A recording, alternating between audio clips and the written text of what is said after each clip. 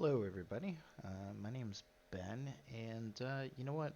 I've been kind of taking a break from trying to create any actual serious content. But you know what? Today I heard something that kind of motivated me to actually take some action. And if you look on my screen here, I got a Google browser open or a Google search loaded up, ready to go. It's about a U.S. drone strike that happened in Kabul. I, from what I can see, from what I found, like you can see, I've already clicked on some of these links here. But I think back in August, the U.S. Uh, drone striked a U.S. An aid worker, and they killed 10 people. Seven of them were children. And what really kind of motivated me to even make this in the first place is while I was driving home, I was listening to NPR because, I'm an enlightened intellectual. So, of course, I listen to NPR. And they had a mouthpiece on that was say, saying that them obliterating 10 people along with seven children was an honest mistake. And I think it's disgusting. It's fucking disgusting that we live in a world where the idea that, someone can just press a button and wipe someone's life off the face of the earth, and there's no actual accountability. And, the thing that we keep hearing is, oh, these things happen. It's a casualty of war, and it's like, uh, you know, giving this type of power to our government and the military, I think, it's a massive overreach, and it's kind of bordering on, how like libertarians are always saying, we're headed towards an Orwellian society. I don't think we're headed towards one. I think we already live and exist within one. And I mean, I'm just going to go into this article from NPR. Let's see. This is the one that I saw that's from December. This one says that the U.S. troops behind it, they aren't going to be punished. And I think that's it's fucking disgusting. It really is. The Pentagon said it would not punish the military team behind the errant drone strike.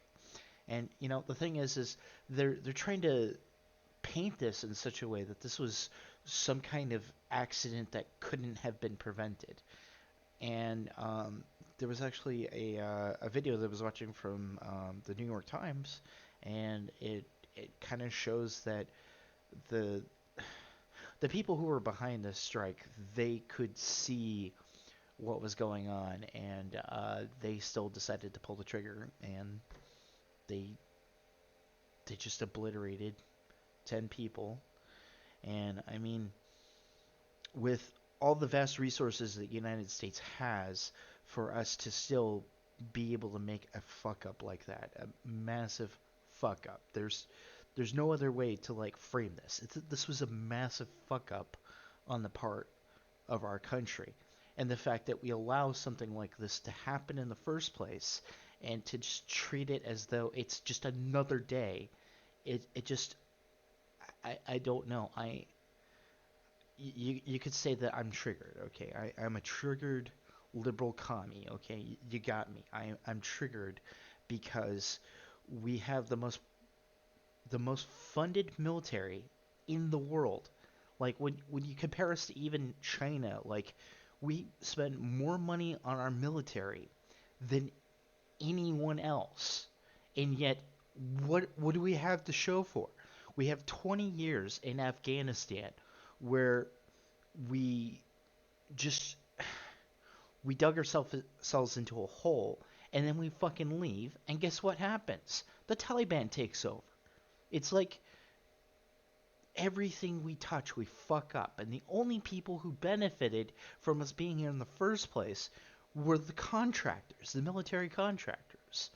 And it's like, you know right now during COVID, like I actually recently I have COVID. Like I just took a test last night and I found out that I have COVID. So I can't work. Like I'm being covered, sure, but at the same time, We can't spend money to pay people to stay home, yet somehow we can find money to keep dropping bombs on people in the Middle East. And like maybe this is some kind of weird fucking side tangent that I'm going off of, but like it doesn't make any sense. And they keep framing it as it's a fucking accident, and it is not. We have people who are so desensitized to what they're doing that it doesn't occur to them that there's people on the other side of the monitor. I mean, uh, I think it was back in like 2010, tapes were leaked where it showed military personnel who were killing people. They were killing civilians, and they were just treating it like it was a fucking video game. And I think the problem that we have is that our technology has come so far, and we've separated so many layers of um, just I don't even know what the words I'm trying to use here. Like I'm trying to sound smart, but I'm not. I'm clearly an idiot. I mean, look at the shirt that I'm wearing. Okay, it says "send nudes," and then has a picture of noodles. Like this is the level of intellectualism that I engage in. Okay, I'm just some idiot on the internet right now, rambling into my mic because I am so goddamn angry that someone can actually come onto the radio and say to the entire nation, it was an honest mistake that we obliterated 10 people, including 7 children. Like, as much as people want to be behind our military, how can our military, as strong as it is, make such fucking mistakes? And not just like this, it's like a daily thing. There's so many other things that happen on a daily basis within the military that we're totally unaware of. And yet we just treat it as though it's just another day. It's not happening to us, so why do we care? It's over. It's we're separated from it. It's somewhere else. It's in some other country. Therefore, it's not actually our problem. Meanwhile, you know, people are like, hey, why don't we take all the money that we give to the military and instead of spending it on the military, we spend it on ourselves? Why not take that money and use it to uh, alleviate student loans and give everybody that lives within the country free health care? No, we can't do that. That's socialism. Meanwhile, military contractors and um, the military contractors, they get fucking socialism. They get free money from the government. They get tax breaks. Meanwhile, you and I, we're working every fucking day. And what do we have to show for it? We pay more taxes effectively than these assholes. And this is where our tax money goes. It goes towards killing children in the Middle East. So again, yeah, I maybe I'm off on some kind of weird fucking tangent, but you know what? I think we should really stop doing this shit. But who am I? I'm just some asshole on the internet. I don't know what I'm talking about. The secretary, let's see. Defense Department spokesperson John Kirby on Monday confirmed reports that the Defense Secretary Lloyd Austin III approved a series of recommendations following an investigation into the deadly incident in August. Uh, those did not include disciplinary actions for the military service members involved and what officials have called a tragic mistake. The Secretary not approving or calling for additional accountability measures, Kirby told reporters during a briefing. I do not anticipate there being an issue of personal accountability to be had with respect to the August 29th airstrike. Investigations led by General Kenneth F. McKenzie Jr., who leads the U.S. Central Command, and General Richard D. Clark, the head of the Special Operations Command, resulted in a series of recommendations for procedural changes and process improvements that need to occur and will occur. Yeah, this definitely isn't going to happen again. As long as we follow the procedures that led to this happening in the first fucking place.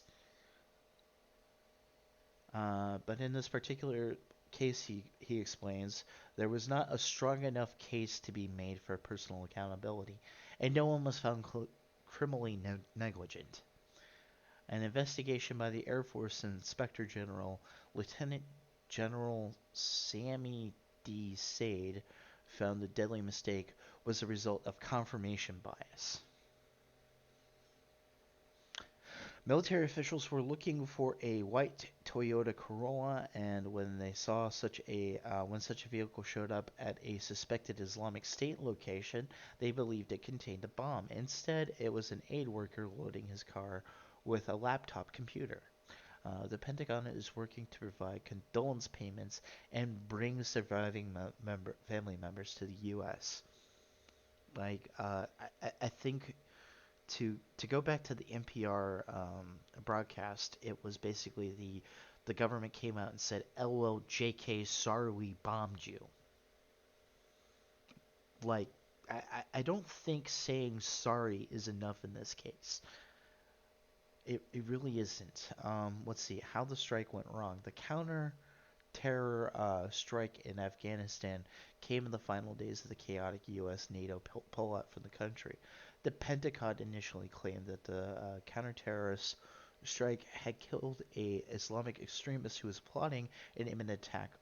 Uh, it was just days after 13 U.S. service members were killed outside of a Kabul airport by suicide bomber. At the time, officials said intelligence information indicated a white Toyota was carrying a car bomb. Officials surveyed the car and the driver, and he made several suspicious stops near the airport, placing what looked like gas canisters into the car. In all, they watched for approximately 8 hours before striking it with a 20-pound Hellfire missile from a drone. But the man in the car was not an extremist terrorist.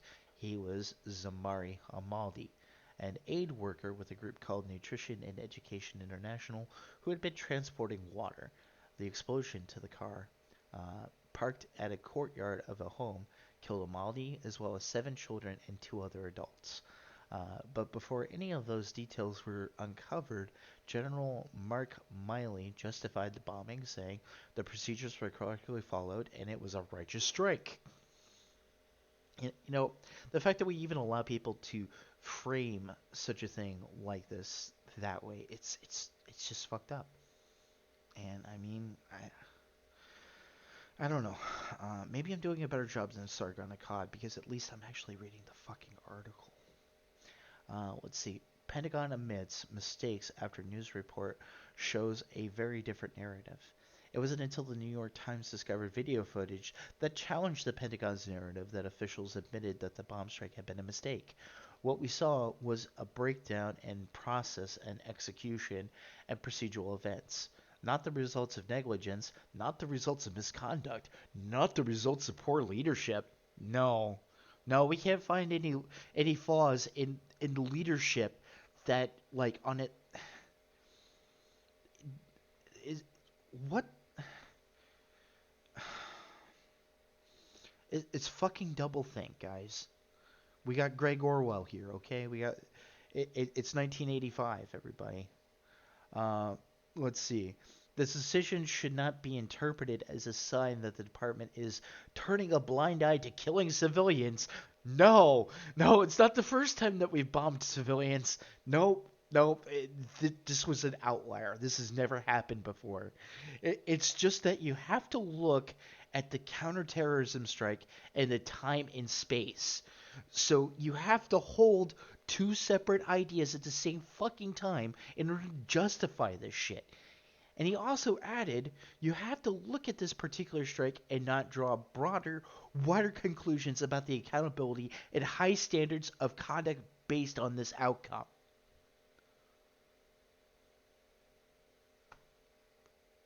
What is this shit?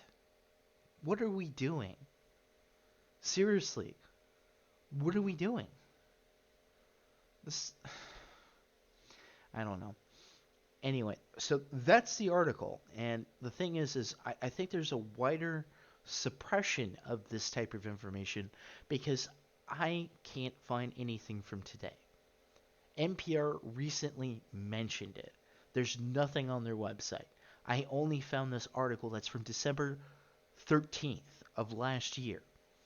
So something I don't want to put on a tinfoil hat. I'm not Alex Jones or Joe Rogan. I'm just some guy on the internet. My name's Ben. Something this is fucked up. It's all fucked up. And you know what? If you liked the rant, if you like me, my personality or whatever, I mean, I guess like, comment, subscribe. Maybe I'll do another video like this again. I don't know. Uh, Thanks for watching, and stay safe, get vaccinated, and yeah, COVID sucks.